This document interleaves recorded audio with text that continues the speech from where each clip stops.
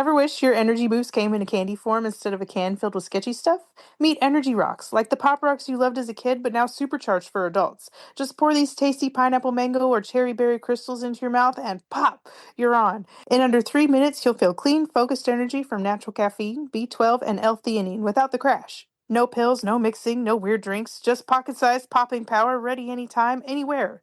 Energy Rocks, candy with a purpose. Pop, focus, go with Energy Rocks. Use code info on the go 20 off to get 20% off your order or click the link in the show notes.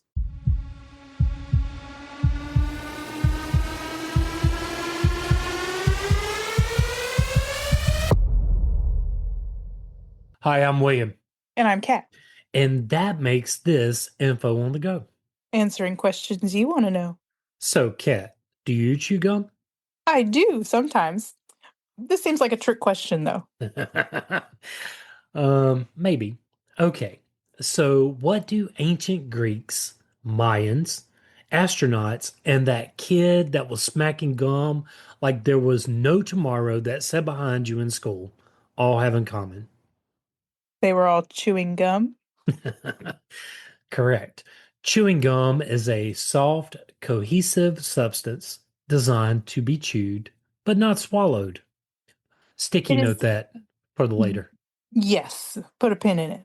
It is made from a gum base along with sweeteners, softeners, flavors, colors, and often a hard or powdered polyol coating. Its rubber like texture comes from the physical chemical properties of its polymer, plasticizer, and resin components, which give it elastic, sticky, and chewy characteristics. Modern chewing gum has evolved from ancient versions with civilizations like the Greeks and Mayans using natural tree resins to create early forms of gum. In the Neolithic era, chewing gum wasn't just a casual habit, it was a practical tool for survival. Archaeologists in Finland uncovered a 5,000-year-old piece of chewing gum made from birch bark tar, a substance that had remarkable properties. This ancient gum wasn't just for chewing pleasure, it had antiseptic qualities thanks to the phenols naturally found in birch bark. Hey, so they were keeping their teeth clean while chewing away, right? Yes, Uh-uh. They were pretty smart back then. in some Neat. ways more than others. Yeah. I mean, go back to our nasal irrigation. I mean, geez. Yeah, and then we can go back to plumbing. That's actually going to be in this episode. Oh, is it? Oh, Lord. Can't wait, can you? Oh, It's the really not. anticipation. Oh, Neolithic people likely used it to treat gum infections, soothe oral pain, and even clean their teeth. but its usefulness didn't stop there. Birch bark tar was also a multi purpose material used as glue to repair broken pottery and attach arrowheads to shafts. So they were chewing their gum, sticking it to put their pottery back together. Huh. Hmm. This means that chewing gum in the Stone Age wasn't just about fresh breath, it was part of a broader survival toolkit. Even more fascinating, some pieces of this ancient gum still contain teeth imprints, offering a direct connection to the people who chewed it thousands of years ago. Imagine holding a piece of gum that someone chewed 5,000 years ago. It's like reaching across time and shaking hands with history, only with saliva. And I gotta say, no thank you to that. No, are you sure? You know me, I am a germaphobe all the way around. What do you think? Oh, the ancient Greeks had their own version of chewing gum, mastic gum, a resin harvested from the mastic tree primarily found on the Greek island of Chios. This natural gum was prized for its refreshing flavor and medical properties, making it one of the earliest known substances used for oral hygiene. The process of collecting mastic was meticulous. Farmers would make small incisions in the bark from the mastic tree, allowing the resin to drip out in clear droplets, which hardened into crystalline tears. Once dried, these resin pieces were chewed, softening into a bright white gum that released a pine like, slightly bitter flavor, which eventually became refreshing and aromatic. Hmm. Mastic gum wasn't just a breath freshener, it was believed to have antibacterial properties, helping to clean teeth and prevent infections. Even Hippocrates, the famous Greek physician, mentioned mastic in his writings, noting its use for digestive health and colds. Just don't swallow it. Yeah, don't swallow it. I can't imagine that's very good on the tummy. Well, you're going to have to put a sticky note on that because that's going to be at the end of it. Oh. Over time, mastic became so valuable that its trade was monopolized by Byzantine emperors and later highly prized by the Ottoman sultans, who considered it worth its weight in gold. Could you imagine having a pack of juicy fruit back then? Man, you would be rich. Right, right. Well, if you weren't burned for witchcraft. The Mayan and Aztec civilizations were among the first to unlock the potential of chicle, a natural gum extracted from the sapodilla tree. This sticky, latex like substance was more than just a casual chew. It had practical uses that made it an essential part of daily life. For the Mayans, chicle was a lifesaver in the scorching heat. They chewed it to quench thirst and stave off hunger, making it valuable tool for long journeys and hard labor. Could you imagine chewing gum for to quench your thirst? To stave off hunger, I get, but like to quench your thirst? You're out working in the yard and get you a piece of gum. It's pretty refreshing. The act of chewing helped them stay alert and focused, much like how modern gum is used for concentration. But we want you to put a sticky note on that because we're going to get to that in a little bit. The Aztecs, on the other hand, saw chicle as a breath freshener, but they had strict social rules about who could chew it. Unmarried women were allowed to chew chicle in public, but married women had to do so discreetly.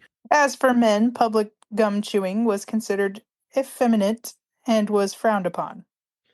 In Wow. Aztec society, chewing gum openly as an adult could even be seen as inappropriate behavior. Wow. Jeez. I'm telling you, like, don't go chewing gum down Main Street. Right. Especially don't smack it like that kid in school. Despite these cultural restrictions, chicle remained a highly valued substance. It was harvested by cutting the bark of the sapodilla tree, allowing the resin to drip out and harden before being collected. This method of extraction continued for centuries and eventually became the foundation of the modern chewing gum industry. Indigenous tribes in North America were among the first to chew spruce tree resin, a natural gum-like substance extracted from the bark of spruce trees. This sticky resin was valued not only for its chewy texture, but also for its medicinal properties. It was believed to help with oral hygiene, digestion, and even wound healing. Wow, wound healing? Hmm. I could see how you could put it over your wound and it would keep it from like bleeding or whatever, but also it would keep it from getting dirt or bacteria in it that would keep it from being infected. Right, right. Kind of like honey. Yeah, yeah. But with the resin, as it would get hard though, the outer side would harden, whereas honey would remain sticky. Right, right. When European settlers arrived, they observed this practice and quickly adopted it. Spruce resin became a popular chewing material among early pioneers who found it to be a simple, natural way to freshen breath and clean teeth. By the 19th century, spruce gum had even entered commercial production. Hmm. Wow. In the 1840s, an American entrepreneur named John B. Curtis began manufacturing and selling the state of Maine pure spruce gum, making it one of the first mass produced chewing gums in the United States. However, spruce gum had its downsides. It could become brittle when chewed for too long, and its flavor wasn't always pleasant. Yeah, I could honestly see the flavor thing there. Yeah, yeah. And as a result, gum makers soon began experimenting with other ingredients, leading to the rise of paraffin wax based gums and eventually the introduction of chicle based chewing gum, which would revolutionize the industry. Yeah, I don't think I'd like to chew on some paraffin wax either. The modern chewing gum industry owes its origins to Thomas Adams, a 19th century American inventor who turned a failed experiment into a groundbreaking success. Isn't that how it always works, though? I was just thinking that same thing. I mean, on So, this show, we've come across a few inventors who failed at one thing but revolutionized something totally different, right? right, right. Adams initially worked as a secretary for Antonio Lopez de Santa Anna, the former Mexican leader who frequently chewed chicle, a natural gum extracted from the sapodilla tree. Intrigued by the substance, Adams attempted to use chicle as a rubber substitute for making tires, toys, and other products. However, every experiment failed. I can imagine. Just when he was about to abandon the idea, Adams noticed a young girl purchasing paraffin wax, chewing gum at a drugstore. And that moment sparked an idea. What if chicle can be used for chewing gum instead? Let's just repurpose what it's purposed for. Yeah. In 1870, Adams created the first flavored chewing gum, Blackjack, which had a black licorice taste. And if I'm not mistaken, you can still, I don't know if it's the exact recipe or whatever, but if you go to Cracker Barrel, you can find Blackjack gum. I was going to say, I know I've seen that somewhere before. Yeah, it's actually pretty. Do you like black licorice? I do like black licorice. You would love it. It's good. It's just like chewing on black licorice that never ends. Ooh, that does sound pretty awesome. Yeah, my wife and I, it's a funny thing, like during Easter or whatever, we get the jelly beans. We Hmm. fight over the black ones. Really? Yeah, but we're the only two in the house that love them. And like we buy the little individual packets like at Halloween or whatever, Hmm. and we'll look for the ones that has the most in it and keep it from the other one. That's That's funny. what happens when you've been married for over 20 years. Yeah, you gotta hide each other's favorite snacks. There you go. And we both love it, so it's like whatever. That's funny. I would be the only one in my house to eat it, unless, of course, the children like it. Anyways, a year later, he patented the first chewing gum making machine, revolutionizing production. By 1888, Adams gum became the first to be sold in vending machines, marking the beginning of the mass market chewing gum industry. And for that, I want to say thank you, Adams. Right. And his success led to the formation of the American Chicle Company, which later introduced Chiclets, one of the most iconic gum brands. Isn't that a factoid? It factoid. Yeah, I've definitely had Chiclets. Yeah. And they used to, when I was a kid, they used to be in those little gumball machines that you don't see them Hmm. anymore. You could put a dime in it and spin it, and it would come out in your hand. A dime, I always had to use a quarter. Oh, wow. Adams' innovation transformed chewing gum from a niche habit into a global industry, paving the way for modern brands like Wrigley and Cadbury to dominate the market. Wrigley and Cadbury have long been titans in the global chewing gum industry, together commanding around 60% of the market share. Now, I knew about Wrigley. I didn't know Cadbury had some gum out there, too. I just knew about their chocolates. Yeah, well, we're going to get into a little bit about it here in just a minute, but it kind of threw me back when I saw Cadbury was in the gum game. I knew they had their refined chocolates, but anyway, Wrigley, founded in 1891, revolutionized the gum industry with the iconic brands like Juicy Fruit, Double Mint, and Big Red. Juicy Fruit has always been a favorite of mine. I like all three of those really. My grandmother had Big Red and Winter Fresh in her purse all the time. My grandmother had, she would have like, you know how you have the single pack and the double pack of Mm-hmm. Juicy Fruit? Mm-hmm. She would always have Juicy Fruit. You know how a smell can take you back to your childhood? Mm-hmm. When I smell Juicy Fruit, I go back in time. Mine would be cinnamon and Budweiser. That's one crazy combination. Some things I just didn't realize until I got older, okay? But Cinnamon and Budweiser. yes, cinnamon because of the big red gum and my grandma chewed. And winter fresh. Um, but mostly it was the big red. And then my grandpa he drank Budweisers as a kid. In any case, the company's success was fueled by innovative marketing, including free samples and vending machine sales, which helped make chewing gum a household staple. Over time, Wrigley expanded its portfolio, acquiring brands like Orbit and Extra, further solidifying its dominance. Today, Wrigley operates a subsidiary of Mars Inc., maintaining its position as a global leader in gum production. Cadbury, originally known for its chocolate empire, entered the gum market through its acquisition of Adams, the company behind Trident and Dentine. This move allowed Cadbury to compete directly with Wrigley, offering a range of sugar free and functional gums that appealed to health conscious consumers. Cadbury's gum division was later absorbed by Mondelez International, ensuring its continued presence in the industry. Stay with us. We'll be right back. Energy rocks, like the pop rocks you loved as a kid, but now supercharged for adults. Just pour these tasty pineapple mango or cherry berry crystals into your mouth and pop, you're on. In under 3 minutes, you'll feel clean, focused energy from natural caffeine, B12, and L-theanine without the crash. No pills, no mixing, no weird drinks, just pocket-sized popping power, ready anytime, anywhere. Energy rocks, candy with a purpose. Pop, focus, go with Energy rocks. Use code INFO on the go 20 off to get 20% off your order or click the link in the show notes. Is success mainly caused by talent, hard work, or luck? This is Tunde, and if you fancy listening to something slightly different, check out the How I Crushed It podcast. We interview people and find out how they've managed to crush it in their careers and overcome the many obstacles along the way. We've interviewed comedians. I mean, you're a good-looking guy as well. I was about to say to that, I was waiting for that comment, by the way. I was like, he's beating around the bush, and he needs to go into the bush. Entrepreneurs. If I'm running a race and like my leg gets blown off, I'm going to pick it up and hop. That's just the person that I am. Sports people, and many, many more. So check out the How I Crushed It podcast, available on all major platforms now.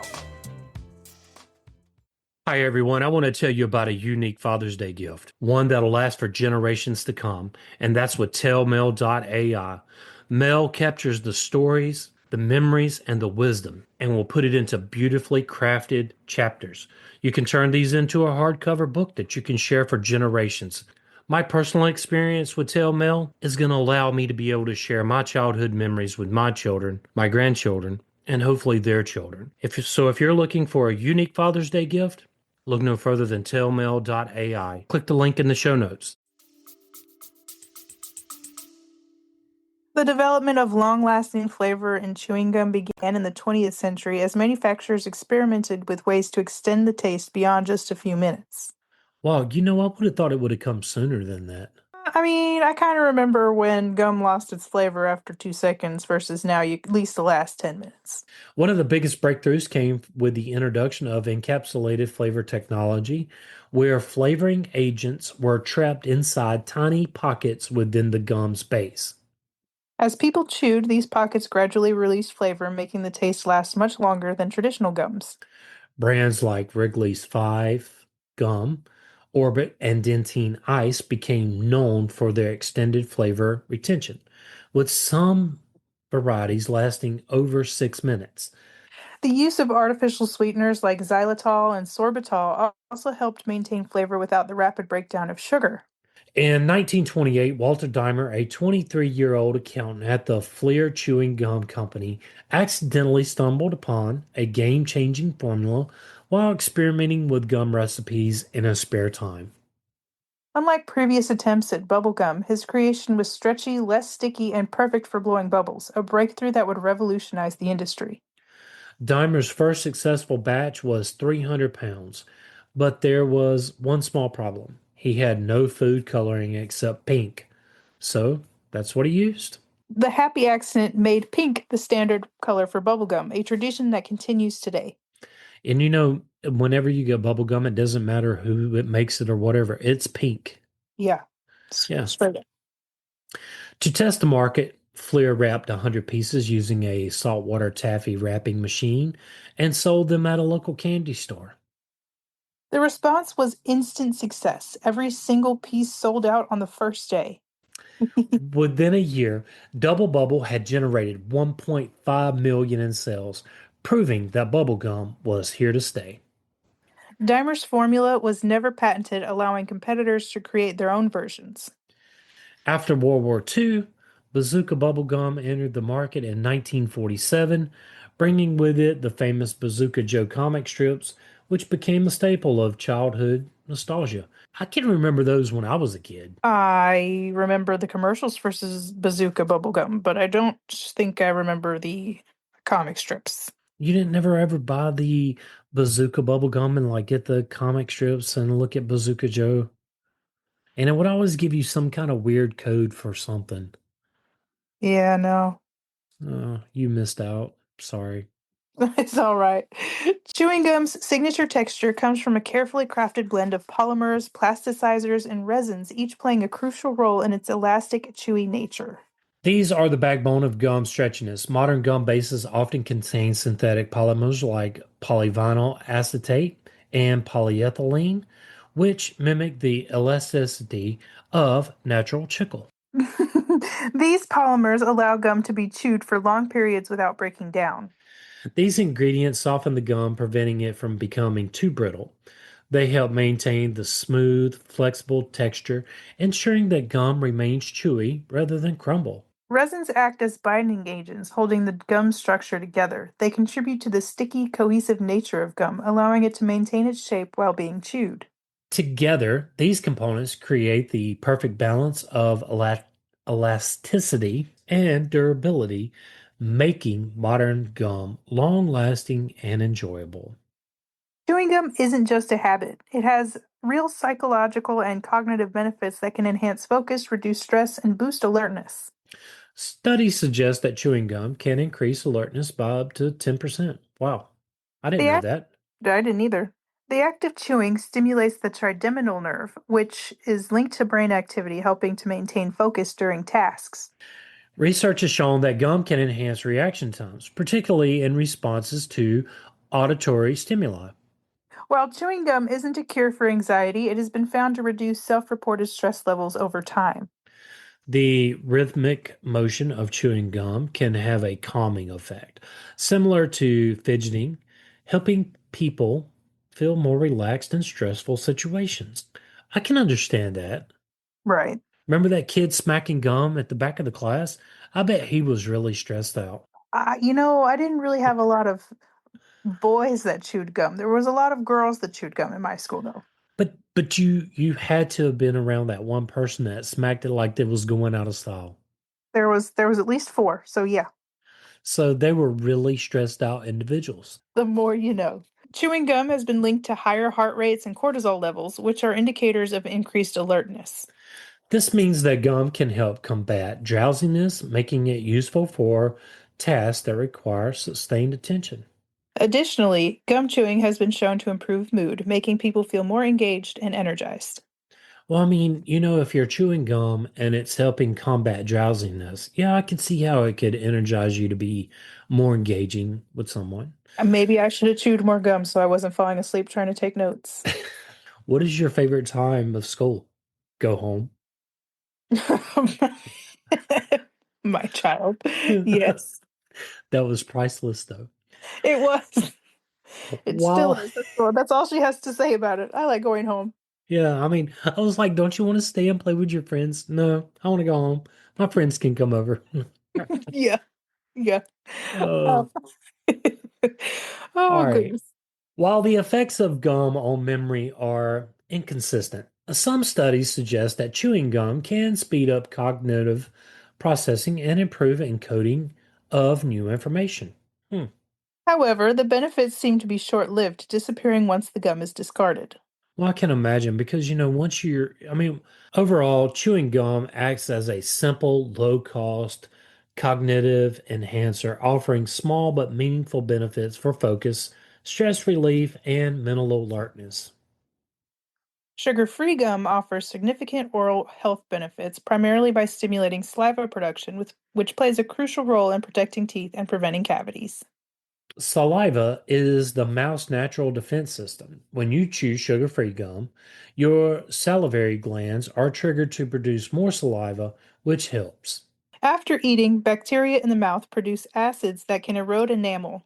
Saliva helps restore pH balance, reducing acid damage. Increased saliva flow helps rinse away debris, preventing plaque buildup and bad breath. Hey, look, the ancients knew it before then.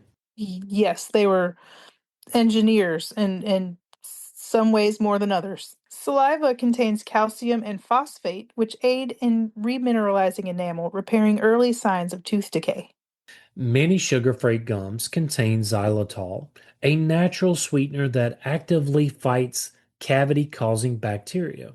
Unlike regular sugar, which feeds harmful bacteria, xylitol disrupts bacterial growth, preventing plaque formation and reducing the risk of cavities.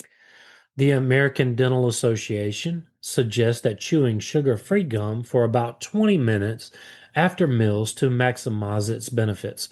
So hold on. Gum loses its flavor after what, 6 minutes? Right. So I'm gonna choose some. I don't think that's gonna happen for me. I might have to get another piece midway in. Yeah, no, same. About 10 minutes.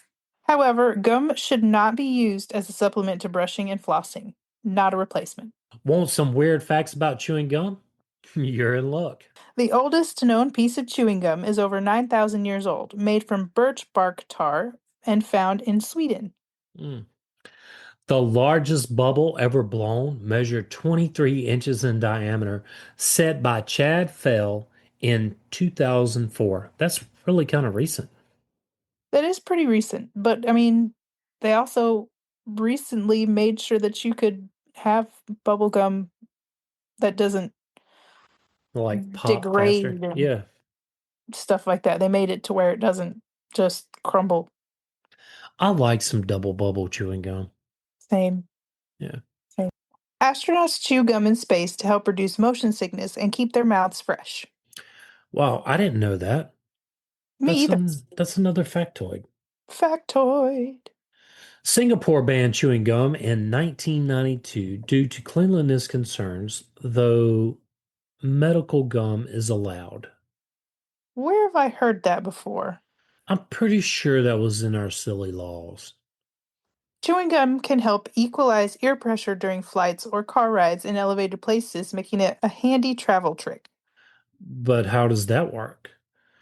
Chewing gum helps equalize ear pressure during flights by stimulating saliva production, which encourages swallowing, a key action for opening the eustachian tubes. The eustachian tubes connect the middle ear to the throat and help regulate pressure between the inner ear and the external environment. When air pressure changes rapidly, like during takeoff and landing, these tubes can become blocked, leading to discomfort or the sensation of clogged ears. By chewing gum, you increase swallowing frequency, which helps open the eustachian tubes and allow air to flow in and out, equalizing the pressure. This simple trick can prevent ear pain and make flying or car rides in elevated places much more comfortable. So, what have we learned? From ancient birch bark tar to modern day sugar free varieties, chewing gum has come a long way, chewed across centuries by warriors, workers, emperors, and astronauts. What started as a sticky survival tool evolved into a cultural staple, a scientific curiosity, and even a health aid. It's easy to overlook something so small, so common. But chewing gum is more than a mindless habit, it's a tiny time capsule of human innovation, culture, and even biology. It's helped treat oral infections, seal arrows, freshen breath, calm nerves, and spark billion-dollar empires. So, the next time you unwrap a stick of gum, remember you're not just popping a piece of candy, you're taking part in a chewy, stretchy, surprisingly epic human tradition. Just don't stick it under the table. We've evolved past that. Probably. Well, history deserves better than that anyway, right?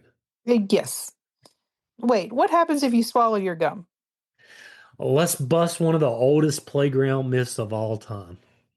Myth being stays in your stomach for 7 years. Have you ever heard that? Yes. Okay. Swallowing gum isn't dangerous, but it's not exactly recommended either. Contrary to the old myth, gum does not stay in your stomach for 7 years. Your body can't digest it. Now, I knew your body couldn't digest gum, but it will pass through your system and come out in your stool within about 40 hours. However, swallowing large amounts of gum in a short period can cause an intestinal blockage, especially if combined with other indigestible objects. And we're just going to leave you with that. Ooh, yeah. Yeah. Yeah, I'm not Um, going to touch that one. no. So that's pretty much all I've got, Kat. I don't think I could add anything else to that. Me either. Okay. No.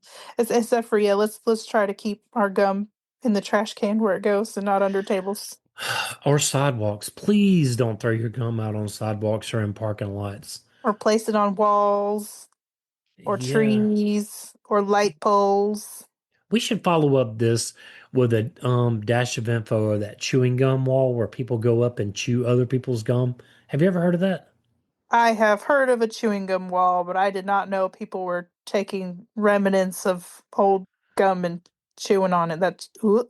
Yeah, like that is pretty disgusting. I would definitely freak out.